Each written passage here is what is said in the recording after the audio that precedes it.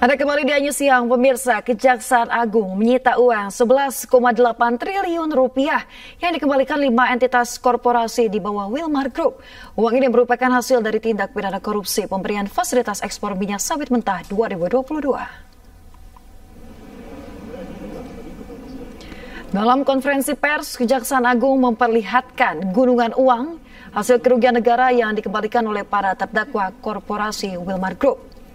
Penyitaan ini dilakukan untuk pemeriksaan tingkat kasasi dan dilakukan berdasarkan izin Ketua Pengadilan Negeri Jakarta Pusat. Uang sitaan tersebut kemudian disimpan di rekening penampungan Jampitsus. Kini kasus tersebut masih dalam kasasi karena dalam putusan sebelumnya majelis hakim memutuskan on slack atau lepas para terdakwa. Bahwa dalam perkembangannya, kelima terdakwa korporasi tersebut beberapa saat yang lalu mengembalikan sejumlah uang kerugian negara yang ditimbulkan, total seluruhnya seperti kerugian yang telah terjadi yaitu 11.381.802.619 rupiah. Uang tersebut sekarang kami simpan di rekening penampungan lain, itu RPL Jaksa Agung Muda Tindak Pidana Khusus pada Bank Mandiri. Bahwa selanjutnya terhadap jumlah uang yang telah dikembalikan tersebut, penuntut umum telah melakukan penyitaan berdasarkan penetapan izin penyitaan dari Ketua Pengadilan Negeri Jakarta Pusat nomor 40-pit-sus-datar-TPK-2025 PN Jakarta Pusat. Penyitaan tersebut dilakukan pada tingkat penuntutan dengan mendasarkan ketentuan pasal 39 ayat 1 huruf A Junto pasal 38 ayat 1 KUHP untuk kepentingan pemeriksaan di tingkat. Sementara itu pemirsa, tersangka kasus perintangan penyidikan dan penuntutan kasus ekspor CPO timah dan kasus importasi gula Marcella Santoso meminta maaf karena telah membuat konten dan narasi negatif terhadap institusi Kejaksaan Agung. Video permintaan maaf Marcella ditayangkan dalam konferensi pers yang digelar Kejaksaan Agung.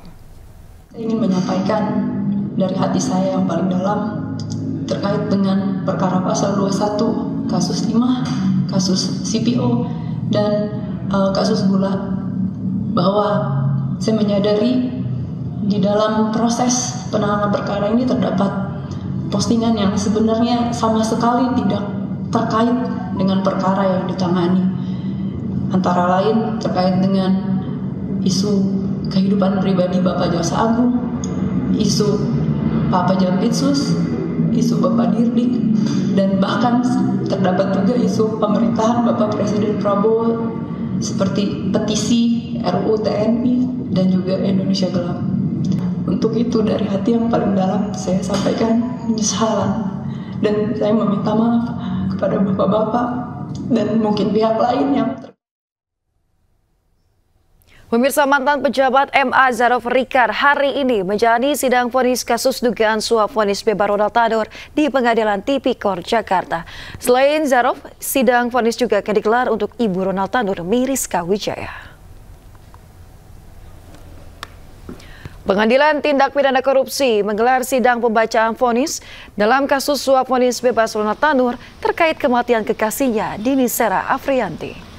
Vonis dibacakan untuk mantan pejabat MA sekaligus makelar kasus Zarof Rikar, kemudian Ibu Ronald Tanur Miriska Wijaya dan juga pengacara Tanur Lisa Rahmat.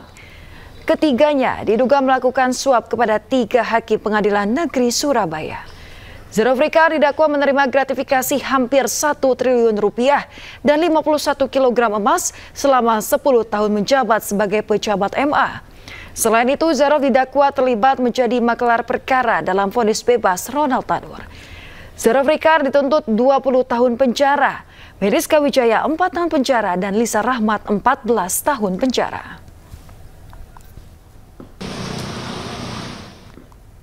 Pemirsa, untuk mengetahui informasi terkini kita sudah terhubung dengan rekan Esra Ambarita di Pengadilan Tipikor Jakarta.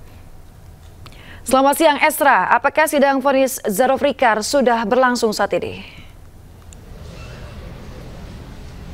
Ya, selamat siang Yasmin dan juga pemirsa. Hingga sampai sejauh ini persidangan untuk 3 terdakwa dalam perkara suap bebas Ronald Tanur ini tampaknya belum dimulai dan ruang sidang juga belum dibuka. Namun dipastikan bahwa hari ini akan dilakukan pembacaan putusan ataupun vonis, dan kalau tidak mengalami perubahan akan dilakukan tepat pada pukul 2 siang atau 14.00. Nah, untuk agendanya seperti yang saya sampaikan adalah mendengarkan vonis untuk 3 terdakwa, di mana 3 terdakwa ini adalah Zarofrikar yang merupakan mantan pejabat MA, kemudian yang kedua adalah Lisa Rahmat yang merupakan pengacara Ronald Tanur, dan yang ketiga adalah Meriska Wijaya yang merupakan ibunda dari Ronald Tanur. Nah, kemarin kita sudah ikuti rentetan persidangannya dan sudah masing-masing terdakwa yang duduk di kursi pesakitan sudah menyampaikan pledoi ataupun nota pembelaan. Namun jaksa penuntut umum memohoni kepada majelis hakim agar menolak semua nota pembelaan dari para terdakwa. Sedangkan untuk tuntutannya juga berbeda-beda. Misalnya saja untuk Lisa Rahmat yang merupakan pengacara Ronald Tanur ini disampaikan dituntut 14 tahun penjara dan diminta agar mencopot izin pengacara advokatnya. Kemudian juga yang kedua adalah Meriska Wijaya merupakan ibunda Ronald Tanur dituntut dengan 4 tahun penjara dan diminta denda 750 juta subsidiar 6 bulan.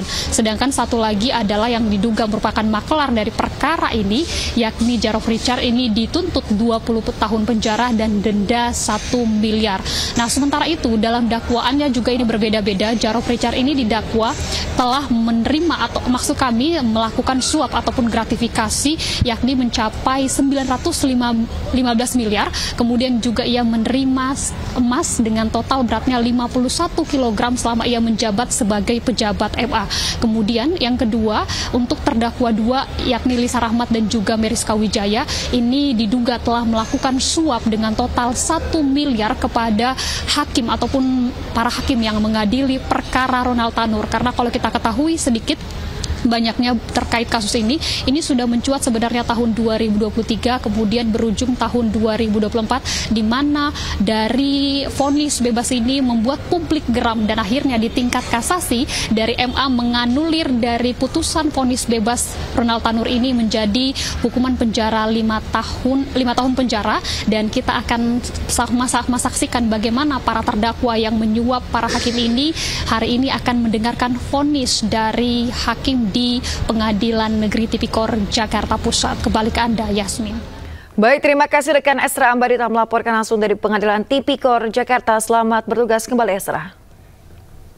Pemirsa, kuasa hukum Tom Lembong Ari Yusuf walk out dari persidangan dugaan korupsi impor gula yang digelar di PN Jakarta Pusat lantaran mantan Menteri BUMN Rini Sumarno tidak hadir dan hanya membaca keterangan dari Rini Sumarno yang telah diambil dalam BAP.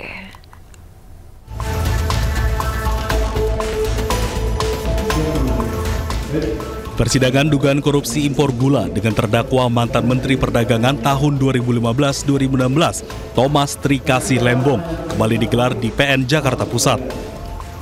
Tetapi di tengah persidangan, kuasa hukum Tom Lembong, Ari Yusuf, walk out dari persidangan usai JPU yang dijadwalkan akan menghadirkan mantan Menteri Badan Usaha Milik Negara, Rini Sumarno, tidak dapat hadir.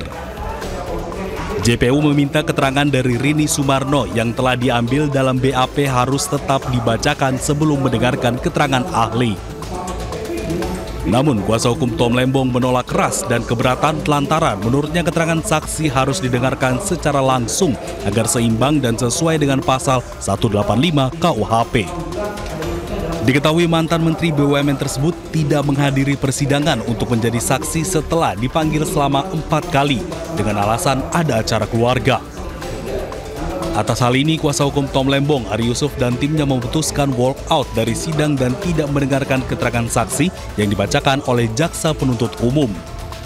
Ya, saksi fakta yang diminta oleh jaksa penuntut umum tidak hadir di persidangan. Sesuai dengan pasal 185 KUHP dinyatakan bahwa keterangan saksi itu sah ketika disampaikan di persidangan. Ya, jadi keterangan saksi itu bukan yang di BAP, tapi yang disampaikan di persidangan. Itu tentunya ada filosofinya. Kenapa? Karena di situ ada proses eksaminasi, ada proses tanya jawab di sana. Kita sama-sama tahulah bahwa proses di penyidikan kadang-kadang orang dalam kondisi tertekan, kondisi ketakutan, nggak didamping penasihat hukum, jawabnya iya-iya aja sesuai dengan keinginan penyidik. Nah, tapi di persidangan dia bebas. Di situ ada jaksa, ada pengacara, ada hakim bisa bertanya. Nah, jadi kalau saksi tidak dihadirkan di persidangan, hanya dibacakan, ini bahaya sekali. Menurut Lembong, hal ini terkesan janggal dan tidak adil sehingga dirinya meminta keadilan dari majelis hakim untuk diberikan perlakuan yang sama. Kami tidak diberikan pilihan. Majelis hakim mengkabulkan permohonan penuntut untuk melakukan tindakan sangat tidak lazim ini. Ya, kami hanya minta perlakuan yang setara. Ya, jadi kalau penuntut diperbolehkan mendatangkan kesaksian-kesaksian tertulis yang katanya disumpah, ya kan, dan katanya saksinya berhalangan dan alasan berhalangan itu sah, ya kami diberikan kesempatan yang sama. Ya, lucunya juga apa alasan saksi Ibu Menteri BUMN saat itu Ibu Rini berhalangan hadir adalah sedang ada acara keluarga di Jawa Tengah sehingga tidak bisa hadir pada persidangan hari ini. Dari Jakarta, Dilami Aulia Laksana, Dede Rudi, iNews melaporkan.